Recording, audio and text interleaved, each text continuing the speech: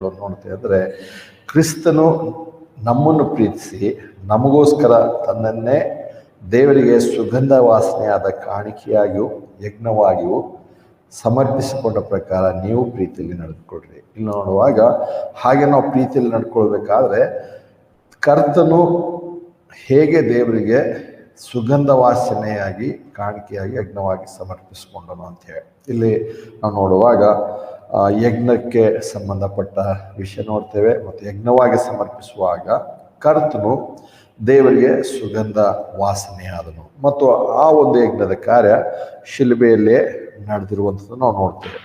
ಇಲ್ಲಿ ಕ್ರಿಸ್ತನು ನಮ್ಮನ್ನು ಪ್ರೀತಿಸಿ ನಮಗೋಸ್ಕರ ಅಂತ ನೋಡುವಾಗ ಆತನು ಹಾಗೆ ಮಾಡ್ಬೇಕಂತ ಹೇಳಿ ಯಾವುದೇ ಏನಂತಾರೆ ಒತ್ತಡವಿರಲಿಲ್ಲ ಅಥವಾ ಕಾನೂನು ಇರಲಿಲ್ಲ.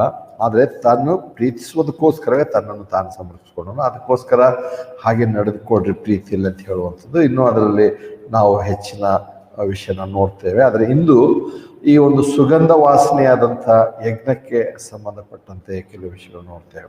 ನಾವು ಏನಂತಾರೆ ಒಂದೆರಡು ವಾರಗಳ ಹಿಂದೆ ನಾವು ಗುರುವಾರ ಪ್ರಕಟಣೆ ಗ್ರಂಥದಲ್ಲಿ ನೋಡ್ತೇವೆ. ಅಲ್ಲಿ 11ನೇ ಅಧ್ಯಾಯದಲ್ಲಿ ನಾವು ದೇವರ ಆಲಯದ ಬಗ್ಗೆ ಮಾಡಿರುವಂಥದ್ದು ನಾವು ನೋಡಿದ್ದೇವೆ.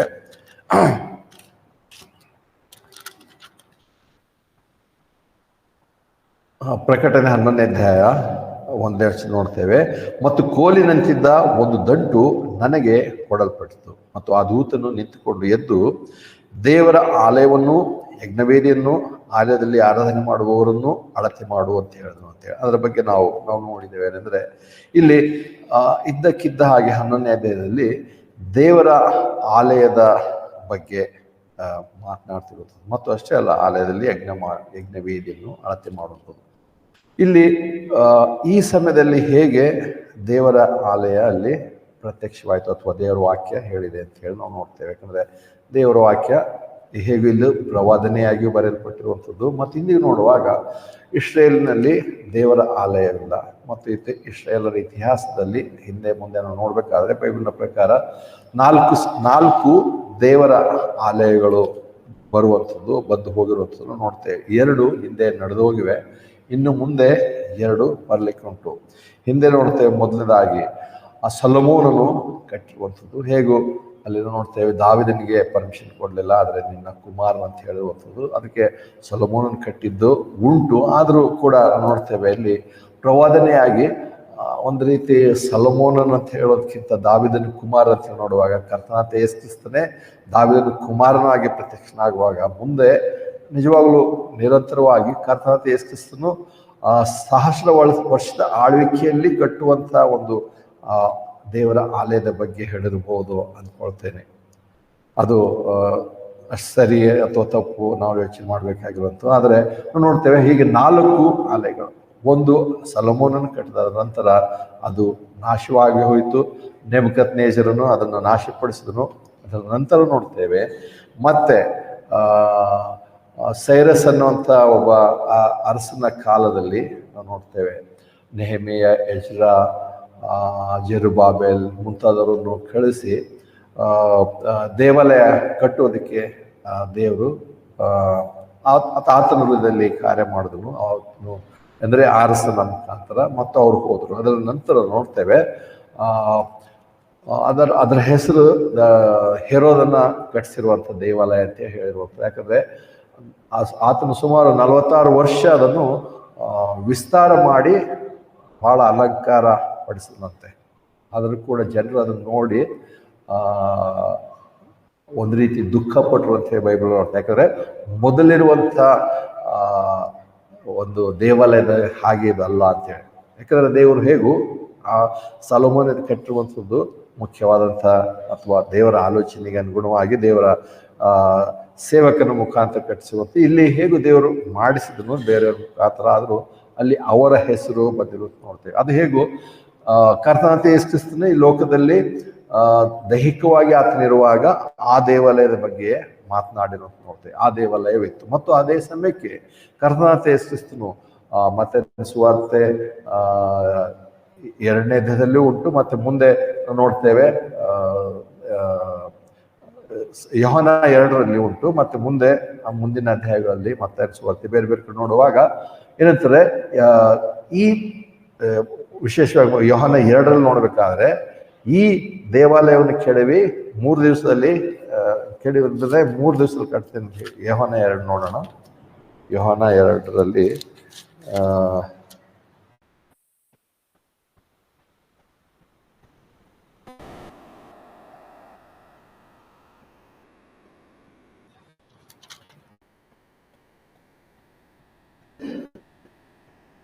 ಆ 19, 20, 2ನೇ ಅಧ್ಯಾಯ 19, 20 ನೋಡ್ತೇವೆ. ಯೇಸು ಪ್ರತ್ಯುತ್ತರವಾಗಿ ಅವರಿಗೆ, ಈ ದೇವಾಲಯವನ್ನು ಕೆಡವಿದರೆ ನಾನು 3 ದಿನಗಳಲ್ಲಿ ಅದನ್ನು ಎಬ್ಬಿಸುವೆನು ಅಂದನು. ಅದಕ್ಕೆ ಯೆಹೂದ್ಯರು, ಈ ದೇವಾಲಯವನ್ನು ಕಟ್ಟುವುದಕ್ಕೆ 46 ವರ್ಷಗಳು ಹಿಡಿದವು, ನೀನು 3 ದಿನಗಳಲ್ಲಿ ಅದನ್ನು ಎಬ್ಬಿಸುವೆಯೋ ಅಂದರು. ಆದರೆ ಆತನು ತನ್ನ ದೇಹವೆಂಬ ಆಲಯವನ್ನು ಕುರಿತು ಹೇಳಿದನು ಅಂತ ಹೇಳಿ, ಇದನ್ನು ನಾವು ಕಳೆದ ಗುರುವಾರದಲ್ಲ ನೋಡಿದ್ದೇವೆ. ಹೇಗೆ 3 ಅಥವಾ 4 ದೇವಾಲಯಗಳ ಬಗ್ಗೆ ಆತ್ಮಿಕವಾಗಿ ದೇವರ ವಾಕ್ಯದಲ್ಲಿ ಹೇಳಿರೋ ಬಗ್ಗೆ ನಾವು ನೋಡಿದ್ದೇವೆ. ಇಲ್ಲಿ ನೋಡುವಾಗ ಅಂದ್ರೆ ಇಲ್ಲಿ ಇವರು ಅದೇ ಹೆರೋದನ್ನು ಮಾಡಿರುವಂತಹ ಕಾರ್ಯಕ್ಕೆ ಅವ್ರು ಹೇಳ್ತಾರೆ 46 ವರ್ಷ ಆಯ್ತು, ನೀನ್ ಹೇಗೆ 3 ದಿವಸದಲ್ಲಿ ಮಾಡ್ತೀವಿ. ಆದ್ರೆ ಕರ್ತನ ಹೇಳಿರುವಂಥದ್ದು ಅಲ್ಲಿ ನೋಡ್ತೇವೆ, ತನ್ನ ದೇಹವೆಂಬ ದೇವಾಲಯದ ಬಗ್ಗೆ ಹೇಳಿದನು ಅಂತ. ಆದ್ರೆ ನಂತರ ಇದನ್ನು ಮುಂದಿನ ಅಧ್ಯಾಯಗಳಲ್ಲಿ ಕೂಡ ಹೇಳ್ತೇನೆ. ಅಂದ್ರೆ ಇಲ್ಲಿ ಅದನ್ನು ನೋಡಿ ಕರ್ತನು ದುಃಖಪಟ್ಟನು, ಗೋಳಾಟ ಪಟ್ಟನು. ಮತ್ತು ನೋಡ್ತೇವೆ ಆತನ ಹೇಳ್ತಾನೆ ಅದರ ಗತಿ ಅದು ಏನಾಗುತ್ತೆ, ನಾಶನ ಆಗುತ್ತಲ್ಲ ಅಂತ ಹೇಳಿ ನೋಡಿ ದುಃಖಪಟ್ಟನು. ಅಥವಾ ನೋಡ್ತೇವೆ 70ನೇ ಇಸ್ವಿಯಲ್ಲಿ ಮತ್ತೆ ಅದು ನಾಶವಾಗಿ ಹೋಗಿರುವಂತ ನೋಡ್ತೇವೆ. ಏನಂದ್ರೆ ದೇವಾಲಯವು ನಾಶವಾಗಿ ಹೋಯಿತು. ನಂತರದಲ್ಲಿ ಇವತ್ತು ದೇವಾಲಯವೇ ಇಲ್ಲ ಯೆರೂಸಲೇಮಿನಲ್ಲಿ. ಇವತ್ತಿಗೂ ಇಸ್ರೇಲಲ್ಲಿ ದೇವಾಲಯವೇ ಇಲ್ಲ. ಆದರೆ ಮುಂದೆ ನಾವು ನೋಡ್ತೇವೆ ಕ್ರಿಸ್ತ ವಿರೋಧಿ ದೇವಾಲಯವನ್ನು ಕಟ್ಟಿಸುವಂಥದ್ದು ನೋಡ್ತೇವೆ. ಕ್ರಿಸ್ತ ವಿರೋಧಿ ಇವತ್ತು ಲೋಕ 7ನೇ ಅಧ್ಯಾಯದಲ್ಲಿ ಅಥವಾ 6ನೇ ಅಧ್ಯಾಯದಲ್ಲಿ ನೋಡಿದ್ದೇವೆ, ಬಿಳಿಯ ಕುದುರೆ ಮೇಲೆ ಬರುವಂತ ಒಬ್ಬ ಮನುಷ್ಯನ ಬಗ್ಗೆ ನೋಡಿದೆವು. ಆತನು ಬರುವಾಗ ಶಾಂತಿ ದೂತನಾಗಿ ಕಾಣಿಸ್ಕೊಂಡು ಬಂದನು ಬಿಳಿಯ ಕುದುರೆ ಮೇಲೆ. ಆದ್ರೆ ಅಂದ್ರೆ ಅಲ್ಲಿ ವರ್ಣಿಸಿರುವಂತ ಎಲ್ಲಾ ವಿಷಯ ನೋಡುವಾಗ ಅನೇಕರು ತಪ್ಪಾಗಿ ಕರ್ತನಾದ ಯೇಸು ಕ್ರಿಸ್ತನೇ ಬಂದನು ಅನ್ನುವಂಥ ರೀತಿಯಲ್ಲಿ ಹೇಳ್ತಾರೆ. ಆದ್ರೆ ಆತನು ಹೇಗೂ ಕ್ರಿಸ್ತ ವಿರೋಧಿ, ಕ್ರಿಸ್ತನಂತೆ ನಕಲು ಮಾಡಿ ಜನರಿಗೆ ಮೋಸಪಡಿಸುವುದಕ್ಕೋಸ್ಕರ ಸ್ವಲ್ಪ ಸಮಯಕ್ಕೆ ಆತನು ಶಾಂತಿ ದೂತನಾಗಿಯೇ ಬಂದನು. ಮತ್ತು ಶಾಂತಿ ದೂತನಾಗಿ ಬಂದು ನೋಡ್ತೇವೆ ಅಂದ್ರೆ ಮೊದಲನೇ ಕುದುರೆ ಬಗ್ಗೆ ನೋಡ್ತೇವೆ. ಅಲ್ಲಿ ನೋಡುವಾಗ ಆತನು ಮೊದಲೇ ಕುದುರೆ ಮತ್ತು 6ನೇ ಮುದ್ರೆಯಲ್ಲಿ ಮೊದಲನೇ ತುತ್ತೂರಿಯ ಶಬ್ದ ಊದಿದಾಗ ಕುದುರೆ ಬರುವಂತ ನೋಡ್ತೇವೆ. ಅವಾಗ ನೋಡ್ತೇವೆ ಅಂದ್ರೆ ಅವನು ಬಂದು ಇವತ್ತಿರುವಂಥ ಮುಸ್ಲಿಂ ಅಥವಾ ಅರಬ್ಬರಿಗೂ ಇಸ್ರೇಲರಿಗೂ ಒಪ್ಪಂದ ಮಾಡಿ, ಶಾಂತಿ ಒಪ್ಪಂದ ಮಾಡಿ ಅಲ್ಲಿ ಏನಂತಾರೆ ದೇವಾಲಯವನ್ನು ಆತನು ಕಟ್ತಾನೆ. ಇವತ್ತು ಅದು ಬಹಳ ಆಶ್ಚರ್ಯಕರವಾಗಿರುವಂಥ ಸಂಗತಿ. ಅದು 3ನೇ ಮಹಾಯುದ್ಧ ಇಲ್ಲದೆ ಆಗುವಂಥ ಸಂಗತಿ ಅಲ್ಲ. ಆದರೆ ಆತನು ಆ ರೀತಿಯಾಗಿ ಅವರನ್ನು ಶಾಂತಿಗೊಳಪಡಿಸಿ 3ನೇ ಆಲಯವನ್ನು ಕಟ್ಟುವಂತ ನೋಡ್ತೇವೆ. ಕಟ್ಟಿದ ನಂತರ ಹೇಗೂ 3.5 ವರ್ಷದಲ್ಲಿ ಆತನ ಏನಂತಾರೆ 2ನೇ ಕುದುರೆ ಬರುವಾಗ ಆತನು ತಕ್ಷಣದಲ್ಲಿ ಆತನು ಸಾವಿನ ದೂತನಾಗಿ ಕಾಣಿಸ್ಕೊಳ್ತಾನೆ. 3 ವರ್ಷದ ನಂತರ ಆತನು ತನ್ನ ಬಣ್ಣವನ್ನು ಬದಲಾಯಿಸಿ ವಿರೋಧವಾಗಿ ನಡ್ಕೊಂಡು ದೇವರ ಆಲಯದಲ್ಲಿ ತಾನೇ ಹೋಗಿ ಕೂತ್ಕೊಂಡು ನನ್ನನ್ನೇ ಆರಾಧಿಸಿದೆ ಅಂತ ಹೇಳಿ ಆತನು, ನಾನೇ ದೇವರು ನನ್ನನ್ನು ಆರಾಧಿಸಿದೆ ಅಂತ ಹೇಳ್ತಾನೆ. ಆ ಸಮಯದಲ್ಲಿ ನೋಡ್ತೇವೆ ಇಸ್ರಾಯೇಲರಿಗೆ ಅವತ್ತು ಸತ್ಯ ಗೊತ್ತಾಗಿ ಅವರು ಅದನ್ನು ಪ್ರತಿರೋಧಿಸುವಾಗ, ಅದಕ್ಕೆ ವಿರುದ್ಧವಾಗಿ ಹೋಗುವಾಗ ಏನಂತಾರೆ ಭಯಂಕರವಾದಂಥ ಶಿಕ್ಷೆಗೆ, ಹಿಂಸೆಗೆ ಅವರು ಒಳಗಾಗ್ತಾರೆ. ಅಲ್ಲಿಂದ ಮುಂದಿನ ಕಾರಣ ನೋಡ್ತೇವೆ ಹೇಗೂ ಅದರ ನಂತರ ಅದರ ದೇವಾಲಯ ಅನ್ಸ್ಕೊಳ್ಳಲ್ಲ. ಹೇಗೂ ಸೊಲೊಮೋನನ ಕಾಲದಲ್ಲಿ ಬಂದಿರುವಂತ ದೇವರ ಪ್ರಸನ್ನತೆ, ದೇವರು ಇಳಿದು ಬಂದಿರುವಂಥದ್ದು, ದೇವರ ಮಹಿಮೆ ಸೊಲೊಮೋನನ ಕಾಲದಲ್ಲೇ ದೇವಾಲಯದಿಂದ ದೇವರ ಮಹಿಮೆ ಹೊರಟು ಹೋಯಿತು. ಮುಂದಿನ ದಿವಸಗಳಲ್ಲಿ ಬರುವಂತ ನೋಡಲ್ಲ. ಮತ್ತು ಈ ದೇವಾಲಯದ ಇರಲ್ಲ. ಆದರೆ ಕರ್ತನಾದ ಯೇಸು ಕ್ರಿಸ್ತನು 1000 ವರ್ಷದ ಆಳ್ವಿಕೆಯಲ್ಲಿ ಪ್ರಾರಂಭದಲ್ಲಿ ಆತನು ಮತ್ತೆ ದೇವಾಲಯವನ್ನು ಕಟ್ಟಿಸುವಂತ ನೋಡ್ತೇವೆ. ಅದು ನಿರಂತರವಾಗಿ, ಮತ್ತು ಅದರ ವಾಕ್ಯ ಇಬ್ರಿಯ ಪತ್ರಿಕೆಯಲ್ಲಿ ನೋಡ್ತೇವೆ ಅಂದರೆ ತಾನೇ ಅದಕ್ಕೆ ಮಹಿಮೆ ಆಗಿರ್ತಾನೆ, ತಾನೇ ಬಂದಿರ್ತಾನೆ ಅಂತ ಹೇಳಿ. ಅಂದರೆ ಇಲ್ಲಿ ದೇವಾಲಯಗಳು ಬಂತು, ದೇವಾಲಯಗಳು ಹೇಗಿವೆ ಅಂತ. ಆದರೆ ದೇವಾಲಯಗಳು ಅಂತಿದ್ರು ಕೂಡ ಏನೋ ಇಲ್ಲಿ ಸಂಕಟ ಕಾಲದಲ್ಲಿ ದೇವಾಲಯ ಉಂಟು, ಅವಾಗ ಯಜ್ಞ ಅರ್ಪಿಸ್ತಾರೆ. ಅದು ಸ್ವಲ್ಪ 3.5 ವರ್ಷ ಚೆನ್ನಾಗಿ ಮಾಡಿರ್ಬೋದು, ನಂತರ ಏನು ತಪ್ಪಾಗೈತೆ ಅಂತ ಹೇಳ್ಬೋದು. ಆದರೆ ಸಹಸ್ರ ವರ್ಷದ ಆಳ್ವಿಕೆಯಲ್ಲಿ ಕರ್ತನಾದ ಯೇಸು ಕ್ರಿಸ್ತನೇ ಸ್ವತಃ ಅಲ್ಲಿರುವಾಗ ಅಲ್ಲಿ ಯಾವ ಯಜ್ಞವನ್ನು ಅವರು ಅರ್ಪಿಸ್ತಾರೆ ಅಂತ ಹೇಳಿ. ಯಜ್ಞ, ಯಾಕಂದ್ರೆ ದೇವಾಲಯ ಕಟ್ಟುವಂಥದ್ದೇ ಯಜ್ಞಗಳನ್ನು ಅರ್ಪಿಸೋದಕ್ಕೋಸ್ಕರ. ಯಜ್ಞವನ್ನು ಅರ್ಪಿಸ್ಬೇಕಾದ್ರೆ ಯಾವ ರೀತಿಯ ಯಜ್ಞಗಳು ಒಂದು ಇರ್ತವೆ ಅಂತ ಹೇಳಿ ಅದಕ್ಕೆ ನೋಡುವಾಗ ಲೇವಿಯ ಕಾಂಡ 1ನೇ ಅಧ್ಯಾಯದಲ್ಲಿ ನೋಡ್ತೇವೆ. ಲೇವಿಯ ಕಾಂಡ 1ನೇ ಅಧ್ಯಾಯದಲ್ಲಿ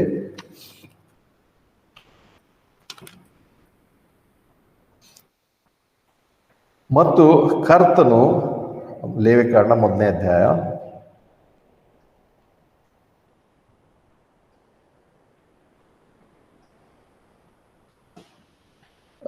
ಮೊದಲನೇ ವಚನ ನೋಡ್ತೇವೆ.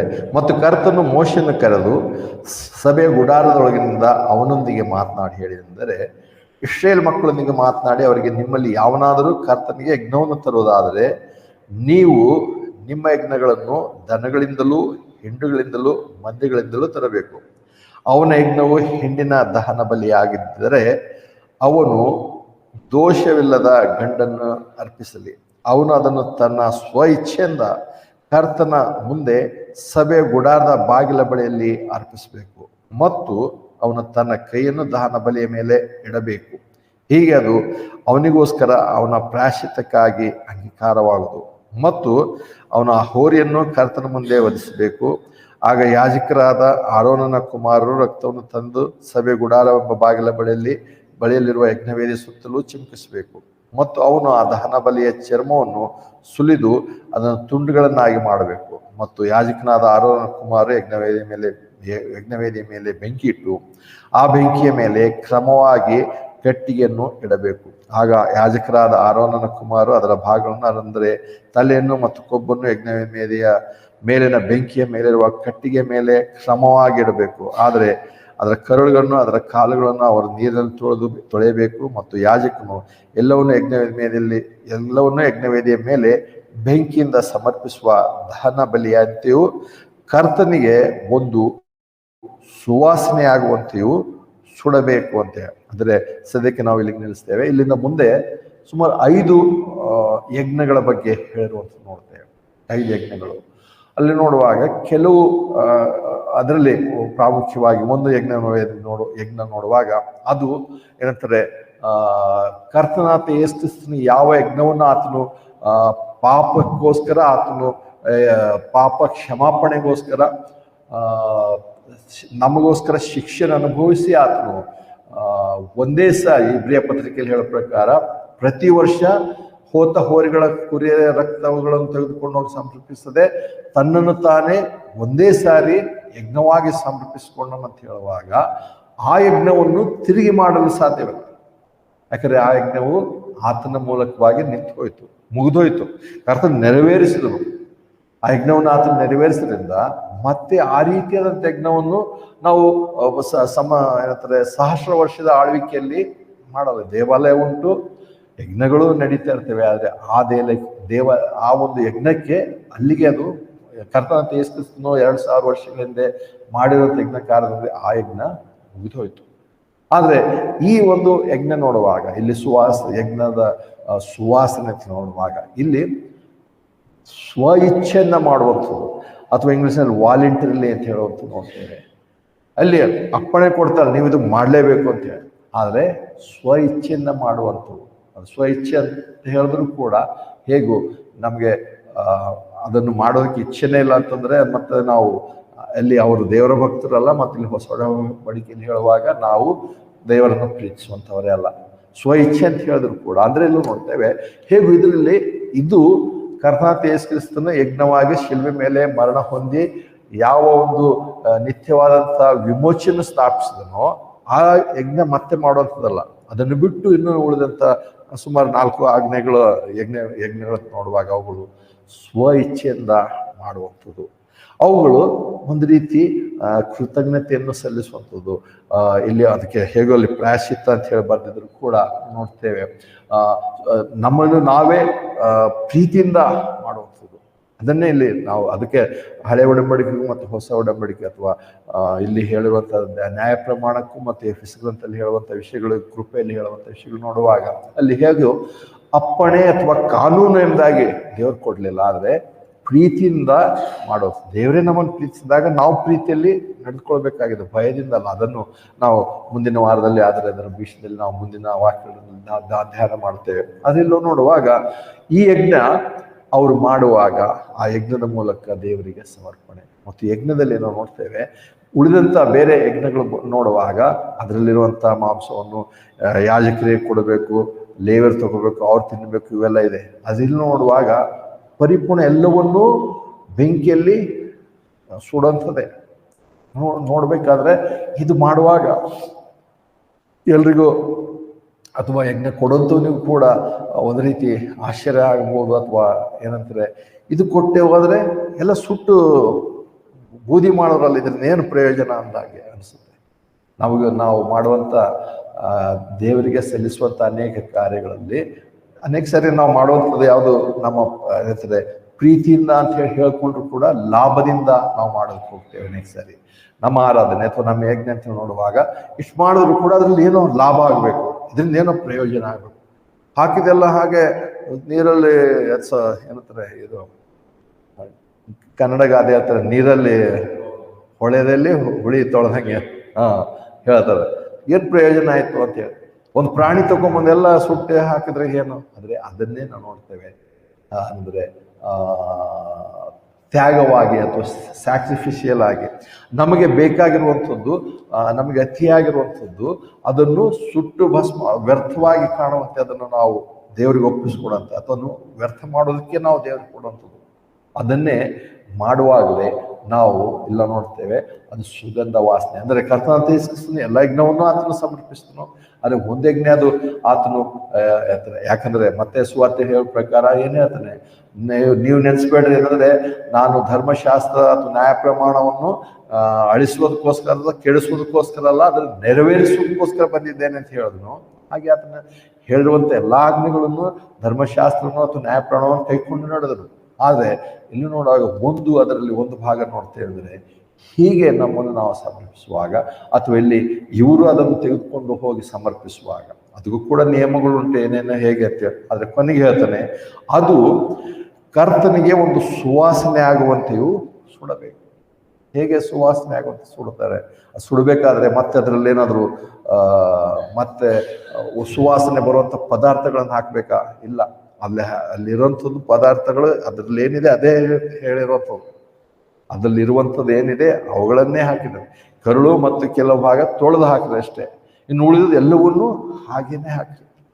ಆದರೆ ದೇವರಿಗೆ ಅದೇ ಸುವಾಸನೆ, ನಮಗೆ ಅದು ಸುವಾಸನೆ ಅನ್ಸ್ಲಿಕ್ಕಿಲ್ಲ, ಅಂದರೆ ದೇವರಿಗೆ ಅದೇ ಅಂದರೆ ಇನ್ನು ನೋಡುವಾಗ ದೇವರು ಅವಾಗಲೂ ಕೂಡ ನೋಡಿರುವಂಥ ಅಂದರೆ ಮನುಷ್ಯನ ಹೃದಯದ ಆಶೆ, ಹೃದಯದಿಂದ ನಾವು ಏನನ್ನು ಸಮರ್ಪಿಸ್ತೇವೆ, ನಮ್ಮನ್ನು ನಾವು ಹೇಗೆ ದೇವರಿಗೆ ಆರಾಧಿಸ್ತಿದ್ದೇವೆ. ಯಜ್ಞವಾಗಿ ಯಜ್ಞ ಅರ್ಪಿಸುವಂಥದ್ದು ಅವರ ಆರಾಧನೆ ಕ್ರಮವಾಗಿತ್ತು ಅವರಿಗೆ. ಇವತ್ತು ನಮಗೆ ಆರಾಧನೆ ಕ್ರಮ ಅಲ್ಲ, ಆದರೆ ಇವತ್ತು ನಾವು ಎಲ್ಲವನ್ನೂ ತಂದು ಬೆಂಕಿಯನ್ನು ಸುಡೋದ್ರಿಂದ ದೇವರಿಗೆ ಸುಗಂಧ ವಾಸನೆ ಅನ್ನುವಂಥದ್ದು ಇವಾಗ ನಾವೇನಾಗಿದೆ ಇಂದಿನ ಕಾಲಕ್ಕೆ ಹೇಳೋದು ನೋಡ್ತೇವೆ. ಅಂದರೆ ಇದು ಹೇಗೆ ಅಂತ ಹೇಳಿ ನೋಡುವಾಗ ಅಂದರೆ ಎರಡನೇದಾಗಿ ನಾವು ನೋಡೋ ಪ್ರಕಾರ ಈ ಒಂದು ಯಜ್ಞ ಕಂಟಿನ್ಯೂ ಆಗುವಂಥದ್ದು, ಮುಂದಿನ ಕಾಲಗಳಲ್ಲಿ ಇರುವಂಥದ್ದು, ಮತ್ತು ಅದು ಯಾವಾಗಲೂ ದೇವರಿಗೆ ಸುಗಂಧ ವಾಸನೆ ತರುವಂಥದ್ದು. ಅದಕ್ಕೆ ನೋಡುವಾಗ ಎಫೆಸ 5 ನಾವು ನೋಡುವಾಗ ಎಲ್ಲ ನೋಡ್ತೇವೆ, ಕ್ರಿಸ್ತನು ನಮ್ಮನ್ನು ಪ್ರೀತಿಸಿ ನಮಗೋಸ್ಕರ ತನ್ನನ್ನೇ ದೇವರಿಗೆ ಸುಗಂಧ ವಾಸನೆಯಾದ ಕಾಣಿಕೆಯಾಗಿಯೂ ಯಜ್ಞವಾಗಿಯೂ ಸಮರ್ಪಿಸಿಕೊಂಡ ಪ್ರಕಾರ ನೀವು ಪ್ರೀತಿಯಲ್ಲಿ ನಡ್ಕೊಳ್ರಿ. ನೋಡುವಾಗ ಈ ಒಂದು ಏನಂತಾರೆ ಇಂಗ್ಲೀಷ್ನಲ್ಲಿ ನೋಡುವಾಗ ಸ್ವೀಟ್ ಸ್ಮೆಲ್ಲಿಂಗ್ ಸೇವರ್ ಅಂತ ಹೇಳೋದು, ಸೇವರ್ ಅಂತ ಹೇಳಿ ನೋಡುವಾಗ ಈ ಕೆಲವು ಕಡೆ ಸೇವರಿ ಅಂತ ಹೇಳೋ ಹೋಟೆಲ್ಗಳು ಕೂಡ ಇವತ್ತು ಮಾಡಿರೋದು ನೋಡ್ತೇವೆ. ಈ ಒಂದು ಸೇವರ್ ಅಂತ ಹೇಳಿ ನೋಡುವಾಗ ಅಥವಾ ಇಲ್ಲಿ ಸುಗಂಧ ವಾಸನೆ ಅಂತ ಹೇಳಿ ನೋಡುವಾಗ ಅದು ಬರೀ ವಾಸನೆ ಅಲ್ಲ, ಅದು ಜೊತೆಲಿ ಅದು ರುಚಿ ಕೂಡ ಉಂಟು. ಅದಕ್ಕೆ ಹೋಟೆಲ್ಗೆ ಸೇವರ್ ಅಂತ ಹೆಸರಿಟ್ಟಾಗ ಅದರಲ್ಲಿ ಹೋಟೆಲ್ಗೆ ಹೋದ್ರೆ ನಮ್ಗೆ ಘಮಘಮಿಸುವಂಥ ವಾಸನೆನೂ ಬರಬೇಕು ಮತ್ತು ರುಚಿನೂ ಬರಬೇಕು. ಕೆಲವು ಸಾರಿ ವಾಸನೆ ಚೆನ್ನಾಗಿರುತ್ತೆ, ಮಸಾಲೆ ಆದರೆ ರುಚಿ ಇರಲ್ಲ. ಕೆಲವು ಸಾರಿ ವಾಸನೆ ಏನಿರ್ಲಿಕ್ಕಾದ್ರೆ ರುಚಿ ಇರುತ್ತೆ. ಆದರೆ ಇಲ್ಲಿ ಎರಡನ್ನೂ ವಿವರಿಸುವಂಥ ಪದವನ್ನು ಅಲ್ಲಿ ಹೇಳಿರುವಂತ ನೋಡ್ತೇವೆ. ಯಾಕಂದ್ರೆ ಅದೇ ಪದವನ್ನು ಮತ್ತಾಯ 5ರಲ್ಲಿ ಕೂಡ ಹೇಳಿರುವಂತ ನೋಡ್ತೇವೆ. ಮತ್ತಾಯ 5ನೇ ಅಧ್ಯಾಯ ನಮ್ಮೆಲ್ಲರಿಗೂ ಗೊತ್ತಿರುವಂತ ವಚನ, ಮತ್ತಾಯ 5ನೇ ಅಧ್ಯಾಯ 13ನೇ ವಚನ. ಮತ್ತಾಯ 5ನೇ ಅಧ್ಯಾಯ 13ನೇ ವಚನ. ನೀವು ಭೂಮಿಗೆ ಉಪ್ಪಾಗಿದ್ದೀರಿ, ಆದರೆ ಉಪ್ಪು ತನ್ನ ರುಚಿಯನ್ನು ಕಳೆದುಕೊಂಡರೆ ಅದಕ್ಕೆ ಇನ್ನಾತರಿಂದ ರುಚಿ ಬಂದಿತ್ತು. ಅಂದಿನಿಂದ ಅದು ನಿಷ್ಪ್ರಯೋಜನವಾದದ್ದಾಗಿ ಹೊರಗೆ ಬಿಸಾಲ್ಪಟ್ಟು ಜನರಿಂದ ತುಳಿದಾಡಲ್ಪಡುವುದು ನೋಡ್ತೇವೆ. ಅಲ್ಲಿ ಸೇವರ್ ಅನ್ನುವಂಥ ಪದವೇ ಇಂಗ್ಲಿಷ್ನಲ್ಲಿರುವಂಥದ್ದು, ಅಲ್ಲಿ ಅದಕ್ಕೆ ರುಚಿ ಎಂಬುದಾಗಿ ಹೇಳಿರುವಂಥ ನೋಡ್ತೇವೆ. ಅಲ್ಲಿ ನೋಡುವಾಗ ಅದೇ ಪದಕ್ಕೆ ವಾಸನೆ ಅಂತ ಹೇಳಿ, ಅಂದ್ರೆ ಈ ಒಂದು ಪದಾರ್ಥ ಎರಡನ್ನೂ ನಮಗೆ ನಾವು ಕೊಡಬೇಕಾಗಿರುವಂಥದ್ದು. ಇಲ್ಲಿ ನೋಡುವಾಗ ನಾವು ಇಲ್ಲಿ ಎಫೆಸ ಪತ್ರಿಕೆಯಲ್ಲಿ ಹೇಳುವಾಗ ಕರ್ತನಾದ ಯೇಸು ಕ್ರಿಸ್ತನು ಒಂದು ಸಾರಿ ಆತನ ತನ್ನನ್ನು ಯಜ್ಞವಾಗಿ ಸಮರ್ಪಿಸುವೆ, ದೇವರ ಸುಗಂಧ ವಾಸನೆಯನ್ನು ಆತನ ತರುವಂತೆ ಮಾಡಿದನಾದರೆ ಹಾಗೆ ನೀವು ಪ್ರೀತಿಯಲ್ಲಿ ನಡ್ಕೊಳ್ರಿ. ಯಾಕಂದ್ರೆ ನೀವು ಕ್ರಿಸ್ತ ನಿಮ್ಮನ್ನು ಪ್ರೀತಿಸಿದ ಹಾಗೆ ನೀವು ಮಾಡ್ರಿ ಅಂತ ಹೇಳುವಾಗ ಇವತ್ತು ನಾವು ಏನಂತ ನಿರಂತರವಾಗಿ ಮಾಡುವಂಥ ಯಜ್ಞವಾಗಿರುವಂಥದ್ದು ಇದು. ಮತ್ತು ಆ ಯಜ್ಞ ನಾವು ಯಾವಾಗಲೂ ಏನಂತಾರೆ ರುಚಿಕರವೂ ಆಗಿರಬೇಕಾಗಿದೆ, ಸುವಾಸನೆ ಉಂಟು ಮಾಡುವಂಥದ್ದು ಆಗಿರಬೇಕಾಗಿದೆ. ನಾವು ಏನಂತಾರೆ ಇತರ ವಿಶ್ವಾಸಿಗಳಿಗೂ ನಮ್ಮ ಯಾವುದೇ ನಾವು ಮಾಡುವಂಥದ್ದು ಯಾವುದು, ನಮ್ಮ ಮಾತುಗಳೇ ಅನೇಕ ಸರಿ ನಮ್ಮ ಮಾತುಗಳೇ ಇತರರಿಗೆ ರುಚಿಕರವಾಗಿರಬೇಕಾಗಿದೆ, ಇತರರಿಗೆ ಸುವಾಸನೆ ಉಂಟು ಮಾಡಬೇಕಾಗಿದೆ. ಅದು ಕೆಲವು ಸಾರಿ ಖಂಡಿಸುವಂಥದ್ದು ಅಥವಾ ನಾವು ಏನಂತಾರೆ ಗದರಿಸುವಂಥದ್ದು ಉಂಟು. ಅವುಗಳು ಕೂಡ ದೇವರ ವಾಕ್ಯದಲ್ಲಿ ಹೇಳುವಂಥದ್ದು ಉಂಟು. ಆದರೆ ಅವುಗಳ ಉದ್ದೇಶ ಕೂಡ ಅದೇ ಆಗಿದೆ. ಏನಂದ್ರೆ ಮತ್ತು ಏನಂದ್ರೆ ಇನ್ನೊಂದು ಕಡೆ ಇನ್ನೊಂದು ವಾಕ್ಯ ಹೇಳ್ತಾರೆ ಅಂದ್ರೆ ನಮ್ಮ ಸಂಭಾಷಣೆ ಸುವಾರ್ತೆ ಅಂತ ಇರಬೇಕು ಅಂತ. ಇದೇ ನಮಗೆ ಇತರರಿಗೆ ರುಚಿಕರ, ಇತರರಿಗೆ ಸುವಾಸನೆ ಉಂಟು ಮಾಡುವಂಥದ್ದು. ಆದರೆ ನಮ್ಮಷ್ಟಕ್ಕೆ ನಾವು ಪರೀಕ್ಷೆ ಮಾಡ್ಕೊಳ್ಳೋಣ. ನಾವು ಎಷ್ಟು ಮಾತಾಡ್ತೇವೆ, ಎಷ್ಟು ಮಾತು ಬೇರೆಯವರಿಗೆ ಆಡಿದೆ ಮತ್ತು ಆ ಮಾತುಗಳಿಂದ ಇತರರಿಗೆ ಏನು ಬಂದಿದೆ. ನಾವು ಏನಂತಾರೆ ದೈಹಿಕವಾಗಿ ಹೋಗುವಾಗ ಅನೇಕ ಸಾರಿ ನಮ್ಮ ಹತ್ರ ಒಳ್ಳೆ ವಾಸನೆ ಬರಲಿಕ್ಕಿಲ್ಲ. ಅದಕ್ಕೆ ಇವತ್ತು ಸ್ಪ್ರೇಗಳು, ಡಿಯೋಡ್ರೆಂಟ್ಗಳು ಇರುವಂಥದ್ದು ನೋಡ್ತೇವೆ. ಅಷ್ಟೇ ಅಲ್ಲ, ಅನೇಕ ಸಾರಿ ನಮ್ಮ ಬಾಯಿ ಕೂಡ ಮಾತಾಡುವಾಗ ವಾಸನೆ ಬರುವಂಥ ನೋಡ್ತೇವೆ, ದುರ್ಗಂಧ ಬರುವಂಥದ್ದು ಇರುವಂಥದ್ದು ಉಂಟು. ಆದರೆ ಅವೆಲ್ಲವುಗಳು ಏನಂತಾರೆ ಸ್ವಲ್ಪ ಕ್ಷಣಕ್ಕೆ ಎದ್ದು ಮುಗಿದು ಹೋಗುವಂಥದ್ದು ಅಥವಾ ಅದರಿಂದ ತಡ್ಕೊಳ್ಬೋದು ಜನ. ಆದರೆ ನಮ್ಮ ಮಾತುಗಳು, ನಾವು ಮಾತನಾಡುವಂಥ ವಿಷಯಗಳು ಉಳಿದುಕೊಳ್ತವೆ ಹಾಗೆ. ಮತ್ತು ಅವುಗಳಿಗೋಸ್ಕರವೇ ದೇವರು ಹೇಳ್ತಾನೆ ಪ್ರತಿಯೊಂದು ಮಾತಿಗೂ ಲೆಕ್ಕ ಕೊಡಬೇಕಂತೇಳಿ. ಅವುಗಳು ಅದಕ್ಕೆ ಕರ್ತನೆ ಹೇಳ್ತಾನೆ, ನೀವು ಪ್ರೀತಿಯಲ್ಲಿ ನಡ್ಕೊಳ್ಳೋದು ಹೇಗೆ ಅಂದರೆ ನಿಮ್ಮ ಮಾತುಗಳು ರುಚಿಕರವಾಗಿ ಸುಗಂಧ ತರುವಂಥ ರೀತಿಯಲ್ಲಿ. ಮತ್ತು ದೇವರು ಅಂಥ ಒಂದು ಸುವಾಸನೆ ಕಂಡಾಗ ತನ್ನ ಆಲೋಚನೆ ಬಗ್ಗೆ ಹೇಗೆ ಮಾಡಿದ ಅದನ್ನು ಕೂಡ ನೋಡ್ತೇವೆ. ಆ ಉತ್ಪತ್ತಿ 8ನೇ ಅಧ್ಯಾಯ 21ನೇ ವಚನ ಅಥವಾ ಆದಿಕಾಂಡ ಉತ್ಪತ್ತಿ 8ನೇ ಅಧ್ಯಾಯ 21ನೇ ವಚನ ಮೊದಲನೇ ಸಾರಿ ಸುವಾಸನೆಯ ಯಜ್ಞದ ಬಗ್ಗೆ ಹೇಳಿರುವಂತ ನೋಡ್ತೇವೆ. ಉತ್ಪತ್ತಿ 8ನೇ ಅಧ್ಯಾಯ 21ನೇ ವಚನ.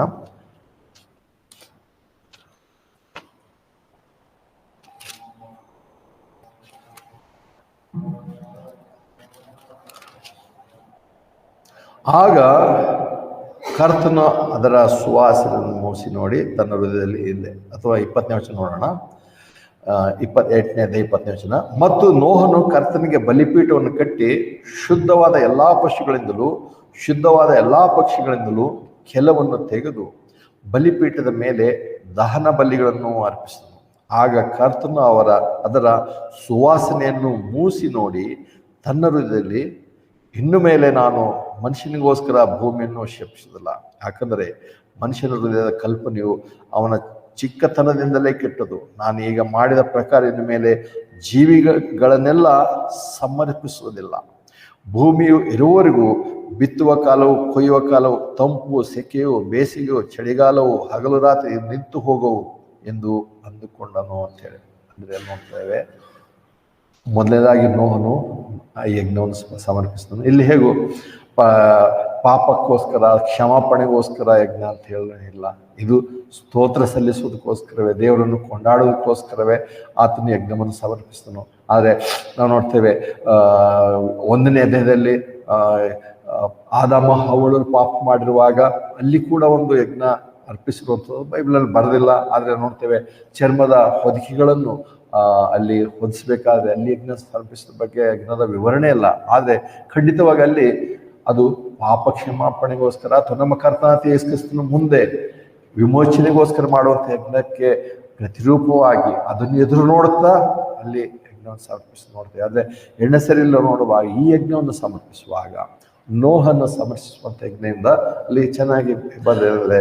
ದೇವರು ಏನಂತಾರೆ, ಆಗ ಕರ್ತನು ಅದರ ಸುವಾಸನೆ ಮೂಸಿ ನೋಡಿ ಅದು ಸಂತೋಷ ಪಡುವಂಥದ್ದು ಅಷ್ಟೇ ಅಲ್ಲ, ದೇವರು ತನ್ನ ಒಂದು ನಿರ್ಧಾರವನ್ನು ದೃಢಪಡಿಸಿದ್ರು ಅಥವಾ ಚೇಂಜ್ ಮಾಡಿದ್ರು ಅಂತ ಹೇಳಕ್ಕೆ ತಪ್ಪಾಗ್ಬೋದು. ಯಾಕಂದ್ರೆ ದೇವ್ರು ಹೇಗೂ ಒಂದ್ಸರಿ ತಾನೇನು ನಿರ್ಧರಿಸ್ತಾನೆ ಅವ್ರು ಒಳ್ಳೇದೇ ಇರುತ್ತೆ. ಆದರೆ ಒಟ್ಟಿನಲ್ಲಿ ಆತನೇನು ಮಾಡ್ದ, ನಾನು ಹೇಗೆ ಇಷ್ಟೊಂದು ನಾಶ ಪಡಿಸ್ತೀನಲ್ಲ, ನಾನು ನಾಶ ಪಡಿಸಲ್ಲ. ಈ ಒಂದು ಯಜ್ಞದ ನಿಮಿತ್ತ, ಈ ಒಂದು ನೋಹನ ಯಜ್ಞದ ಹೇಗೆ ನಮ್ಮೆಲ್ಲರಿಗೂ ಗೊತ್ತುಂಟು. ಆತನು ಹೀಗೆ ಮಾಡ್ದ. ಅದರ ನಂತರ ನೋಡ್ತೇನೆ ಒಡಂಬಡಿಕೆಯಾಗಿ ಆತನು ಏನಂತೆ ಮಳೆ ಬಿಲ್ಲನ್ನು ತೋರಿಸನು, ಇವೆಲ್ಲ ಹೇಳ್ತೇವೆ. ಆದರೆ ಅದರ ಹಿನ್ನೆಲೆಯಲ್ಲಿ ನೋಡ್ತೇವೆ ಆತನು ಈ ಯಜ್ಞವನ್ನು ಸಮರ್ಪಿಸ್ತಾನೆ. ಯಜ್ಞ ದೇವರಿಗೆ ಅದು ಒಂದು ರೀತಿ ರುಚಿಕರವಾಗಿ ಸುವಾಸನೆ ಆಯಿತು. ಮತ್ತು ಅಷ್ಟೇ ಅಲ್ಲ, ದೇವರು ತನ್ನ ಒಂದು ನಿರ್ಧಾರವನ್ನು ದೃಢಪಡಿಸ್ತಾನೆ. ಹೇಳ್ದು, ನಿನ್ನ ಮೇಲೆ ನಾನು ಹೀಗೆ ನಾಶ ಮಾಡಲ್ಲ. ಅದಕ್ಕೆ ಹೇಳ್ತಾನೆ, ಇನ್ನು ಮೇಲೆ ನಾನು ಮನುಷ್ಯನಿಗೋಸ್ಕರ ಭೂಮಿಯನ್ನು ಶಪಿಸೋದಿಲ್ಲ.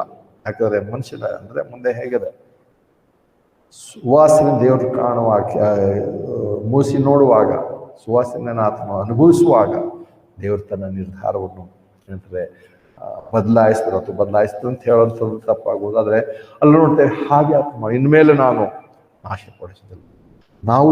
ನಾವು ದೇವರಿಗೆ ಆ ರೀತಿಯಾಗಿ ಸಮರ್ಪಿಸಿ ಜೀವಿಸುವಾಗ ದೇವರು ನಮ್ಮ ಕಡೆ ಕೂಡ ಆತನ ಏನಂತಾರೆ ಪ್ರೀತಿ ಕೃಪೆ ಕರುಣೆಗಳು ಹೇರಳವಾಗಿ, ಮತ್ತು ಅಷ್ಟೇ ಅಲ್ಲ ಏನಂತಾರೆ ಒಂದು ರೀತಿ ನಿರಂತರವಾದಂಥ ದೃಢ ಒಂದು ನಿರ್ಧಾರವನ್ನು ನಮ್ಮ ಮೇಲೆ ದೃಢಪಡಿಸುವ ಆತನಾಗಿದ್ದಾನೆ. ಯಾವಾಗ ಅಂತೇವೆ, ಅದಕ್ಕೆ ಕೀರ್ತನಗಾರ ಹೇಳೋದು, ಯಾವಾಗಲೂ ತಪ್ಪು ಹುಡ್ಕೋನಲ್ಲ ಅಂದ ತಕ್ಷಣ ಪಾಪ ಮಾಡಿದಾಗೆಲ್ಲ ಸುಮ್ಮನೆ ಇರ್ತಾನೆ, ಕಣ್ಣು ಮುಚ್ಕೊಳ್ತಾನೆ ಅಂತ ಅದರ ಅರ್ಥ ಅಲ್ಲ. ಆದರೆ ಯಾವಾಗಲೂ ತಪ್ಪು ಹುಡ್ಕೋನಲ್ಲ ಅಂತಂದ್ರೆ ಅಲ್ಲಿ ನೋಡುವಾಗ ನೋಡ್ತೇವೆ ಕೆಲವು ನಿರ್ಧಾರ ದೇವರು ಆತನ ಮಾಡುವಾಗ ಆತನ ಹೇಳಿದೆ, ಇನ್ನು ಮೇಲೆ ನಾನು ಇಂಥ ಒಂದು ನಮ್ಮ ಪ್ರತಿಯೊಬ್ಬರ ವಿಶ್ವಾಸ ಜೀವಿತದಲ್ಲಿ ದೇವರು ನಾವು ಮಾಡುವಂಥ ಒಂದು ಯಜ್ಞದ ಸುಗಂಧ ವಾಸನೆ ತರುವಂಥ ಯಜ್ಞ ಮಾಡೋದ್ರ ಮೂಲಕವಾಗಿ ದೇವರು ನನ್ನ ಕಡೆ ಒಂದು ನಿರಂತರವಾದ ಒಂದು ಒಡಂಬಡಿಕೆ ಮಾಡ್ಬೋದು. ಯಾಕಂದರೆ ದೇವರು ಹಳೆ ಒಡಂಬಡಿಕೆಯಲ್ಲಿ ಕೂಡ ಅನೇಕ ದಾಸರುಗಳ ಜೊತೆಯಲ್ಲಿ ನೋಡುವಾಗ ಅವರ ಒಳ್ಳೆಯ ಜೀವಿತಕ್ಕೋಸ್ಕರ, ಪರಿಶುದ್ಧವಾದ ಜೀವಿತಕ್ಕೋಸ್ಕರ ದೇವರು ಅವರೊಂದಿಗೆ ಒಡಂಬಡಿಕೆ ಮಾಡಿಕೊಳ್ಳಿಲ್ಲ. ದೇವರು ಅವರಿಗೆ ವಾಗ್ದಾನಗಳನ್ನು ಮಾಡಲಿಲ್ಲ. ತನ್ನ ಒಳ್ಳೆಯತನ ನಿಮಿತ್ತವಾಗಿ ಇಸ್ರಾಯೇಲರೊಂದಿಗೂ ಅಬ್ರಹಾಮನಿಗೂ ಪ್ರತಿಯೊಬ್ಬರಿಗೂ ಇಬ್ಬರಿಗೂ ಸಮವಾಗುವಂಥ ಅಥವಾ ಯೂನಿಲ್ಯಾಟ್ರಲ್ ಅಂತ ಹೇಳಿ ನೋಡ್ತೀವಿ. ಆ ರೀತಿಯಾದಂಥ ಒಡಂಬಡಿಕೆಯನ್ನು ಮಾಡಿಕೊಂಡ ದೇವರು. ಅಂತ ದೇವರನ್ನು ನಾವು ಹೊಂದಿದ್ದೇವೆ. ಅಂತ ದೇವರು ಹೊಂದಿರುವಾಗ ಅನೇಕ ಸಾರಿ ನಾವು ಬಂದಾಗೆಲ್ಲ ನಾನು ಹೀಗೆ ಒಡಂಬಡಿಕೆ ಮಾಡ್ಕೊಂಡಿದ್ದೆ, ಆದರೆ ಯಾಕೆ ನೀನು ಹೀಗೆ ಓದಿ ಇದು ಮಾಡಿದೆ, ಎಂಥದ್ದು ಮಾಡಿದೆ, ಹಾಗೆ ಮಾಡಿದೆ ಇಲ್ಲ. ಹೌದು, ಮಾಡ್ಬೇಕನ್ನೋಂಥ ಉದ್ದೇಶ ಅಲ್ಲ. ಆದರೆ ಒಡಂಬಡಿಕೆ ಮಾಡಿರುವ ಆತನ ಶ್ರೇಷ್ಠನೋ ಆತನ ಒಡಂಬಡಿಕೆಯು ಶ್ರೇಷ್ಠವಾಗಿರುತ್ತದೆ. ಅದು ಯಾವಾಗ ಆತನ ಸುಗಂಧ ವಾಸನೆಯನ್ನು ಕಾಣುವಾಗ, ಅಂದರೆ ತಾನು ಮನಸ್ಸನ್ನು ಹೀಗೆ ಆತನು ದೃಢಪಡಿಸಿದ್ನೋ ಅಂತ ನೋಡ್ತೇವೆ. ಹಾಗೆ ಇರುವಾಗ ನೋಡ್ತೇವೆ. ಮತ್ತು ನಾವು ಅಂದರೆ ಈ ಒಂದು ಸುಗಂಧ ವಾಸನೆ ನಮಗೆ ಬರುವಾಗ ನಮ್ಗೆ ಅನ್ನಿಸುತ್ತೆ ಅನೇಕ ಸಾರಿ, ಹೌದು ತಕ್ಷಣದಲ್ಲಿ ನಾವು ಜನರೆಲ್ಲರ ಮುಂದೆ ಹಾಗೆ ಮಾತಾಡಬೇಕು ಅಂತ ಅಂದ್ಕೊಳ್ತೇವೆ. ಎಲ್ಲರ ಜನರ ಮುಂದೆ ಹಾಗಿರ್ಬೇಕು. ಒಂದು ರೀತಿಯಲ್ಲಿ ಹೌದು, ಕ್ರಿಸ್ತ ವಿಶ್ವಾಸಿಗಳಂತ ತಕ್ಷಣ ಸಾಮಾನ್ಯ ಜನರ ಮುಂದೆಯೂ ನಮ್ಮ ಮಾತುಗಳು ಹಾಗೆ ಇರಬೇಕಾಗಿದೆ, ಇಲ್ಲ ಅಂತಲ್ಲ. ಆದರೆ ಅನೇಕ ಸಾರಿ ಅದು ಅವರಿಗೆ ಕೆಟ್ಟದಾಗಿದೆ. ಅದನ್ನೇ 2 ಕೊರಿಂಥ 2:15 ನೋಡ್ತೇವೆ. 2 ಕೊರಿಂಥ 2ನೇ ಅಧ್ಯಾಯ 2 ಕೊರಿಂಥ 2ನೇ ಅಧ್ಯಾಯ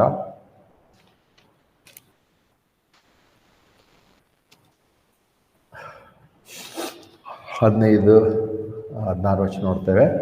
2 ಕೊರಿಂಥ 2ನೇ ಅಧ್ಯಾಯ 15-16. ಯಾಕಂದರೆ ರಕ್ಷಣೆ ಹೊಂದಿದವರಲ್ಲಿಯೂ ನಾಶವಾಗುವವರಲ್ಲಿಯೂ ನಾವು ದೇವರಿಗಾಗಿ ಕ್ರಿಸ್ತನ ಪರಿಮಳವಾಗಿದ್ದೇವೆ. ನಾವು ನಾಶವಾಗುವವರಿಗೆ ಮರಣದಿಂದ ಮರಣದ ವಾಸನೆಯಾಗಿಯೂ ರಕ್ಷಿಸಲ್ಪಟ್ಟವರಿಗೆ ಜೀವದಿಂದಾದ ಜೀವದ ಸುವಾಸನೆಯಾಗಿಯೂ ಇದ್ದೇವೆ. ಹೀಗಿರುವಾಗ ಇವುಗಳಿಗೆ ಯೋಗ್ಯನು ಯಾರು ಅಂತೇಳಿ ಅಂದರೆ ನೋಡುವಾಗ ನಾವು ಒಂದು ವಿಷಯದಲ್ಲಿ ನೋಡ್ತಾ ಇದ್ರೆ ಇಲ್ಲಿ ಕೂಡ ಅದನ್ನು ಏನು ಸುವಾಸನೆ ಅಂತೇಳಿ ಎಫೆಸದಲ್ಲಿ ಪದ ಉಪಯೋಗಿಸಿದೆಯೋ, ಉತ್ಪತ್ತಿಯಲ್ಲಿ ಯಾವ ಪದವನ್ನು ನೋಡಿದೆವೋ ಅದೇ, ಮತ್ತು ಮತ್ತೆ ಸುವಾರ್ತೆಯಲ್ಲಿ ಯಾವ ಪದ ನೋಡಿದೆವೋ ರುಚಿ ಅಂತೇಳಿ ಅದೇ ಪದ ಇಲ್ಲಿ ಕೂಡ ಇರುವಂಥದ್ದು. ಇಲ್ಲಿ ನೋಡುವಾಗ ಪರಿಮಳವಾಗಿ ಆತ್ಮೀಯ ಆಗ್ತದೆ. ನಾವು ಪರಿಮಳವಾಗಿ ನಾವು ಬೀರಬೇಕಾಗಿದೆ. ಆದರೆ ಆ ಪರಿಮಳ ಇಲ್ಲಿ ಹೇಳ್ತಾನೆ 16 ವರ್ಷದಲ್ಲಿ ನಾವು ನಾಶವಾಗುವವರಿಗೆ ಮರಣದಿಂದಾಗುವ ಮರಣದ ವಾಸನೆಯಾಗಿಯೂ ರಕ್ಷಿಸಲ್ಪಟ್ಟವರಿಗೆ ಜೀವದಿಂದಾದ ಜೀವದ ಸುವಾಸನೆಯಾಗಿಯೂ ಇದ್ದೇವೆ. ನಮ್ಮಲ್ಲಿರುವಂಥ ಅದೇ ಒಂದು ಸುವಾಸನೆ ನಾಶನದಲ್ಲಿರುವವರಿಗೆ ಮರಣದಿಂದಾದ ಮರಣದ ವಾಸನೆಯಾಗಿ. ಅದೇ ನಾವು ಅನ್ಯರ ಮುಂದೆ ಒಳ್ಳೆ ಮಾತಾಡಿರ್ಬೇಕು, ಹೌದು ಒಳ್ಳೆಯದೇ. ಆದರೆ ನೆಕ್ಸ್ಟ್ ಸರಿ ನಾವು ಅವಿಶ್ವಾಸಿಗಳ ಹತ್ರ ಹೋಗ್ಬೇಕಾದ್ರೆ ಅವರಿಗೆ ಮರಣದ ವಾಸನೆ ಆಗಬೇಕು, ಮರಣದ ವಾಸನೆ ಆಗಬೇಕು. ಅವಾಗಲೇ ಅವರ ವಾಸನೆ ಸುಗಂಧ ವಾಸನೆಯಾಗಿ ಸಾಧ್ಯತೆ ಉಂಟು. ಒಂದು ವೇಳೆ ನಮ್ಮಿಂದ ಅವರಿಗೆ ಮರಣದ ವಾಸನೆ ಬಂದಿಲ್ಲ ಅಂದರೆ ಅವರು ಜೀವದ ಕಡೆಗೆ ಬರೋಕ್ಕೆ ಸಾಧ್ಯನೇ ಇಲ್ಲ. ನಾವು ನೆಕ್ಸ್ಟ್ ಸರಿ ಅದನ್ನು ಮಾಡ್ತಾ ಹೋಗಿ ನಾವು ಕೇವಲ ಭಾಳ ಚೆನ್ನಾಗಿ ಎಲ್ಲರ ಜೊತೆ ಚೆನ್ನಾಗಿರ್ಬೇಕು, ಒಳ್ಳೆ ರೀತಿ ಆ ಒಂದು ಏನಂತಾರೆ ದೇವರು ಅಥವಾ ಆತ್ಮನ ಎಲ್ಲಿವರೆಗೂ ನಮಗೆ ನಡೆಸಿದನೋ ಅಥವಾ ಏನು ಒಂದು ಬಾರ್ಡರ್ ಕೊಟ್ಟಿದ್ದ ಅದಕ್ಕಿಂತ ಅತಿಯಾಗಿ ಹೋಗಿ ಸತ್ಯವನ್ನು ಬಿಟ್ಟು ಕೇವಲ ಎಲ್ಲರಿಗೆ ಭಾಳ ಒಳ್ಳೆತನದಿಂದ ನಡ್ಕೋಬೇಕು ಅಲ್ಲ. ನಮ್ಮ ಮಾತುಗಳು, ನಮ್ಮ ಜೀವಿತ ಬೇರೆಯವರಿಗೆ ಮರಣದ ವಾಸನೆ ಆಗ್ಬೇಕೇನಂದ್ರೆ ಅದೇ ಸುವಾರ್ತೆಯಲ್ಲಿ ಅದೇ ಉಂಟು. ಸುವಾರ್ತೆ ಹೇಳುವಾಗ ಯಾರು ಯೇಸು ಕ್ರಿಸ್ತ ನಂಬ್ತಾರೋ ಅವರಿಗೆ ನಿತ್ಯ ಜೀವ ಉಂಟು. ಆತನ ಮಗನಿಗೆ ಒಳಗಾಗದವರು ಯಾವಾಗಲೂ ದಂಡನೆಯಲ್ಲಿ. ಯೋಹಾನ 3:36 ನೋಡ್ತೇವೆ. ಯೋಹಾನ 3:36 ಮಗನ ಮೇಲೆ ನಂಬಿಕೆಡುವನಿಗೆ ನಿತ್ಯ ಜೀವ ಉಂಟು, ಮತ್ತು ಯಾವನು ಮಗನ ನಂಬೋದಿಲ್ಲ ಅವನು ಜೀವವನ್ನು ಕಾಣೋದಿಲ್ಲ, ಆದರೆ ದೇವರ ಕೋಪ ಅವನ ಮೇಲೆ ನೆಲೆಗೊಂಡಿದೆ ಅನ್ನೋನು. ಸೊ ನಾವು ಮಾತನಾಡುವಾಗ ನಮ್ಮ ಜೀವಿತ ಮೂಲಕವಾಗಿ ಇತರರಿಗೆ, ನಾಶನದಲ್ಲಿರುವಂಥವರಿಗೆ ಅವರಿಗೆ ಮರಣದ ವಾಸನೆ ಬರಬೇಕು. ಯಾಕಂದರೆ ಅವರು ಅದರಿಂದ ಜೀವಕ್ಕೆ ಬರೋಕ್ಕೆ ಅದಕ್ಕೆ ಸಾಧ್ಯತೆ ಉಂಟು. ಎಲ್ಲ ಹೋಗಿ ನಾವು ಎಲ್ಲ ನೀವು ಮಾಡೋದು ಎಲ್ಲ ಒಳ್ಳೆಯದೇ, ನಾವು ಮಾಡೋದು ಒಳ್ಳೆಯದೇ, ಎಲ್ಲ ದೇವರು ಒಂದೇ, ಏನಂತಾರೆ ಹೇಳ್ತಾರಲ್ಲ ದೇವನೊಬ್ಬ ನಾಮ ಹಲವು, ಹಿಂಗೆಲ್ಲ ಹೇಳಿದ್ರೆ ಎಲ್ಲರಿಗೂ ಚೆನ್ನಾಗಿ ಅನಿಸುತ್ತೆ.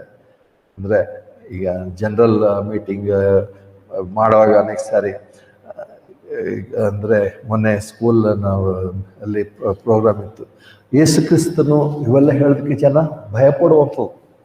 ಯಾಕಂದರೆ ದೇವ್ರಂತ ಹೇಳ್ತಾರೆ, ಗಾಡ್ ಅಂತ ಹೇಳಿದ್ರೆ. ಯಾಕಂದ್ರೆ ಅಲ್ಲಿ ಎಷ್ಟೋ ಜನ ಬಂದಿರ್ತಾರೆ, ನಮ್ಮ ಯೇಸು ಕ್ರಿಸ್ತನ ಬಗ್ಗೆ ಹೇಳಿದ್ರೆ ಬೇರೆಯವರಿಗೆ ಏನು ಅನಿಸ್ಬೋದು. ದೇವ್ರು ಅಂತ ಹೇಳ್ತಾರೆ, ಪ್ರೇಯರ್ ಮಾಡ್ತಾರೆ, ಹಾಡ್ತಾರೆ, ಎಲ್ಲ ಮಾಡ್ತೇವೆ. ಆದರೆ ನೆಕ್ಸ್ಟ್ ಸಾರಿ ಅವುಗಳನ್ನು ಹೇಳಕ್ಕೆ ಭಯಪಡ್ತೇವೆ. ಅಂದರೆ ಅಲ್ಲಿ ನಮ್ಮದೇ ರೀತಿಯಲ್ಲಿ ಸುವಾಸನೆ ಬೀರೋಕ್ಕೆ ನಾವು ಪ್ರಯತ್ನ ಪಡಿಸ್ತೇವೆ. ಆದರೆ ಅಲ್ಲ, ಅದು ಆ ರೀತಿಯಾಗಿ ದೇವರು ನಮ್ಮನ್ನು ಬಯಸಿಲ್ಲ. ಅಲ್ಲಿ ಮರಣದ ವಾಸನೆ ಬಂದ್ರೇ ಅವರು ನಾನು ಜೀವ ಹೊಂದಬೇಕು ಅಂತ ಹೇಳಿ ಬರ್ತಾರೆ. ಆ ರೀತಿಯಾಗಿ ನಾವು ಜೀವಿಸೋದಕ್ಕೆ ಇಲ್ಲಿ ಕ್ರಿಸ್ತ ವಿಶ್ವಾಸಿಗಳಿಗೆ ನಾವು ಸುವಾಸನೆ ಇದ್ದೇವೆ. ಅದೇ ಸಮಯಕ್ಕೆ ನಾವು ಹೊರಗಿನ ಜೀವಿತದಲ್ಲಿ ನಮ್ಮಿಂದ ಇತರರಿಗೆ ಮರಣದ ನಾಶನದಲ್ಲಿರುವವರಿಗೆ ಮರಣದ ವಾಸನೆ ಆಗಿರಬೇಕು. ಆದರೆ ನಾವು ಎಷ್ಟು ಮಟ್ಟಿಗೆ ಹಾಗೆ ಜೀವಿಸ್ತಿದ್ದೇವೆ, ನಾನು ಎಷ್ಟು ಮಟ್ಟಿಗೆ ಜೀವಿಸ್ತಿದ್ದೇನೆ? ಅನೇಕ ಸಾರಿ ಇಲ್ಲ, ಅನೇಕ ಸಾರಿ ಅಥವಾ ಹೆಚ್ಚಿನ ಪಾಲು ಹೌದು ತಪ್ಪೆ. ಅಂದರೆ ತಪ್ಪೆ ಅಂತ ಹೇಳಿದ್ಮೇಲೂ ಮತ್ತೆ ಹಾಗೆ ಮಾಡೋಂಥದ್ದಲ್ಲ. ಆದರೆ ನಾವು ಅದನ್ನು ನಾವು ಏನಂತಾರೆ ಸರಿಪಡಿಸ್ಕೊಂಡು ಜೀವಿಸಬೇಕಾಗಿದೆ. ಇಲ್ಲ ನನ್ನ ನಡೆಯಲ್ಲಿ ಅಥವಾ ನನ್ನ ಮಾತಿನಲ್ಲಿ ಹೌದು ಇಷ್ಟು ದಿವಸ ಹೀಗಿತ್ತು, ಇಂಥದ್ದಿತ್ತು, ಆದರೆ ಇನ್ಮೇಲೆ ಇಲ್ಲ, ಇತರರಿಗೆ ನಾನು ಸುವಾರ್ತೆ ಹೇಳಬೇಕಾಗಿದೆ. ಅಂದರೆ ಸುವಾರ್ತೆ ಯಾವಾಗಲೂ ಹೋದ ತಕ್ಷಣ ದೇವರು ಅಂದರೆ ಒಬ್ಬರು ಇರ್ತಾರೋ ಗಾಡ್ ಲವ್ಸ್ ಯು ಹೇಳ್ತಿದ್ರು, Jesus loves you, Jesus loves you. ಸುಮ್ಮನೆ ಹಾಗೆ ಹೇಳ್ದ ತಕ್ಷಣವೇ ಏನೋ ಇದಾಗಂತದಲ್ಲ. ಆದರೆ ನಮ್ಮ ನಂಬಿಕೆ ಕಾರ್ಯಗಳಿಂದ, ನಮ್ಮ ಕೆಲವು ತೀರ್ಮಾನಗಳಿಂದ ಅವ್ರಿಗೆ ಗೊತ್ತಾಗುತ್ತೆ ಅಂದರೆ ನಾವು ಏನನ್ನು ನಂಬಿದ್ದೇವೆ, ನಾವು ಏನನ್ನು ಮಾಡ್ತೇವೆ. ಅದರಿಂದ ಅಂತಾರೆ ಅವರಲ್ಲಿ ಮರಣದ ವಾಸನೆ, ಅದು ಸುಗಂಧ ವಾಸನೆ ಐತಿ ಮಾಡ್ಕೊಡೋದಕ್ಕೆ ನಾವು ಮಾಡಬೇಕಾಗಿರೋದು. ಅದಕ್ಕೋಸ್ಕರ ಇಲ್ಲಿ ಕರ್ತನಾಥ ಯೇಸು ಕ್ರಿಸ್ತನ ಮಾದರಿ ಮಾಡಿರುವಂಥ ಕಾರ್ಯವನ್ನು ಎಫೆಸ 5 ಹೇಳುವಾಗ ಅಂದರೆ ಕ್ರಿಸ್ತ ನಮ್ಮನ್ನು ಪ್ರೀತಿ ನಮಗೋಸ್ಕರ ತನ್ನನ್ನೇ ದೇವರು ಸುಗಂಧನ ವಾಸನೆಯಾದ ಕಾಣಿಕೆಯಾಗಿ ಯಜ್ಞವಾಗಿ ಸಮರ್ಪಿಸಿಕೊಂಡ ಪ್ರಕಾರ ನೀವು ಪ್ರೀತಿಲಿ ನಡ್ಕೊಳ್ರಿ. ನಾವು ಪ್ರೀತಿಲಿ ನಡ್ಕೊಳ್ಳೋದು ಹೇಗೆಂದ್ರೆ ಹೀಗೆ ನಾವು ದೇವರಿಗೆ ಸುಗಂಧ ವಾಸನೆ ತರುವಂತೆ. ಸುಗಂಧ ವಾಸನೆ ತರುವಂಥದ್ದು ಏನಾಗಿದೆ?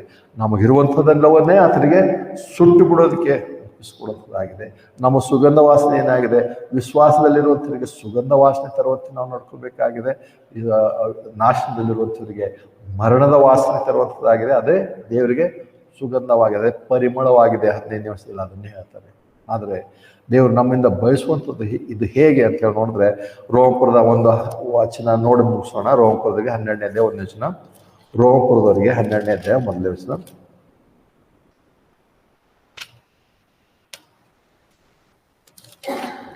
ರೋಮಪುರದವರಿಗೆ 12ನೇ ಅಧ್ಯಾಯ 1ನೇ ವಚನ. ಆದ್ದರಿಂದ ಸಹೋದರರೇ, ನೀವು ನಿಮ್ಮ ದೇಹಗಳನ್ನು ಪರಿಶುದ್ಧವೂ ದೇವರಿಗೆ ಮೆಚ್ಚುಗೆಯಾಗಿಯೂ ಆಗಿರುವ ಸಜೀವ ಯಜ್ಞವಾಗಿ ಸಮರ್ಪಿಸಬೇಕೆಂದು ದೇವರ ಕರುಣೆಯಿಂದ ನಾನು ನಿಮ್ಮನ್ನು ಬೇಡಿಕೊಳ್ಳುತ್ತೇನೆ. ಇದೇ ನಿಮ್ಮ ಯೋಗ್ಯವಾದ ಸೇವೆಯಾಗಿದೆ. ಇದೇ ನಿಮ್ಮ ಯೋಗ್ಯವಾದ ಸೇವೆಯಾಗಿದೆ. ಅಥವಾ ಇನ್ನೊಂದು ಪದದಲ್ಲಿ ಹೇಳ್ಬೇಕಾದ್ರೆ ಆರಾಧನೆಯಾಗಿದೆ ಅಂತ ಹೇಳಿ. ಆರಾಧನೆ ಅನ್ನುವಂಥದ್ದು ಈ ರೀತಿಯಾಗಿದೆ. ಅಂದರೆ ಇಲ್ಲಿ ಬರುವಂಥದ್ದು ಏನೇನೆಂದರೆ ನಾವು ಇಲ್ಲಿವರೆಗೂ ನೋಡಿದ್ದೆ ಅಂದರೆ ಸುಟ್ಟು ಭಸ್ಮವಾಗುವಂಥ ಯಜ್ಞ ನಾವು ನೋಡಿದೆವು. ಅದನ್ನು ಬೆಂಕಿ ಮೇಲೆ ಹಾಕಿ ಪರಿಪೂರ್ಣ ಸುಟ್ಟು ಬಿಡ್ರಿ. ಆದರೆ ಇಲ್ಲಿ ಪೌಲನೇ ಹೇಳ್ತಿದ್ದಾನೆ, ನೀವು ಆದರೆ ಸುಡೋದು ಬೇಡ, ಸಜೀವವಾಗಿರ್ರಿ. ಲಿವಿಂಗ್ ಸ್ಯಾಕ್ರಿಫೈಸ್ ಅಂತ ಹೇಳ್ತಾನೆ. ಸಜೀವ ಯಜ್ಞವಾಗಿ ನೀವು ಸುಡ್ತಾನೆ ಇದ್ದೀರಾದ್ರೆ ಸಜೀವವಾಗಿ. ಸೊ ಈ ಲೋಕದಲ್ಲಿ ನಾವು ಸುಡುವಂಥ ಪರಿಸ್ಥಿತಿಯಲ್ಲಿ ಇರಬಹುದು, ಅಥವಾ ಏನಂತಾರೆ ನಮ್ಮ ಅದೇ ದೇವರಿಗೆ ಸಮರ್ಪಕವಾಗ ಯಜ್ಞ ಮತ್ತು ಆದರೆ ಆ ಯಜ್ಞವೇ ದೇವರಿಗೆ ಸುವಾಸನೆ ಉಂಟು ಮಾಡುತ್ತದೆ. ಎಲ್ಲ ಚೆನ್ನಾಗಿದ್ರೆ, ಎಲ್ಲ ಆರಾಮವಾಗಿದ್ರೆ, ಪ್ರೇಸ್ ದಿ ಲಾರ್ಡ್, ಹಲ್ಲೆಲೂಯಾ, ದೇವರ ಸ್ತೋತ್ರ, ಇವೆಲ್ಲ ನಾವು ಹೇಳ್ತೇವೆ, ಬೇರೆಯವ್ರಿಗೂ ಪ್ರೇರೇಪಣೆ ಮಾಡ್ತೀವಿ. ಆದರೆ ಅನೇಕ ಸಾರಿ ಅಂಥ ಪರಿಸ್ಥಿತಿಯಲ್ಲಿಲ್ಲ, ಹಾಗಿರಲ್ಲ. ಅದನ್ನೇ ನಾವು ಪ್ರೀತಿ ನಡ್ಕೊಳ್ಳೋ ಬಗ್ಗೆ ಮುಂದಿನ ವಾರದಲ್ಲಿ ನೋಡ್ತೇವೆ. ಹಾಗಿಲ್ಲದೆ ಇರುವಾಗಲೂ ನಾವು ಹೇಳ್ತಾರೆ ಸಜೀವ ಯಜ್ಞವಾಗಿ, ಜೀವಂತವಾಗಿಯೇ ನಾವು ದಿನಾಲು ಸುಡುವಂಥ ರೀತಿಯಲ್ಲಿ ನಾವು ಒಪ್ಪಿಸ್ಕೊಡ್ಬೇಕಾಗಿದೆ, ಇಡುವಂಥ ರೀತಿಯಲ್ಲಿ. ಮತ್ತು ಅಷ್ಟೇ ಅಲ್ಲ, ಇಲ್ಲಿ ನೋಡುವಾಗ ಏನಂತಾರೆ ಆತ್ಮ ಪ್ರಾಣ ರಕ್ಷಣೆ ಹೊಂದುವಂಥದ್ದು ಬಹಳ ಮುಖ್ಯ ಎಲ್ಲ ಇದೆ. ಆದರೆ ದೇವರು ನಮ್ಮ ದೇಹವನ್ನೂ ಆತನು ಅಪೇಕ್ಷಿಸುವ ಆತನಾಗಿದ್ದಾನೆ.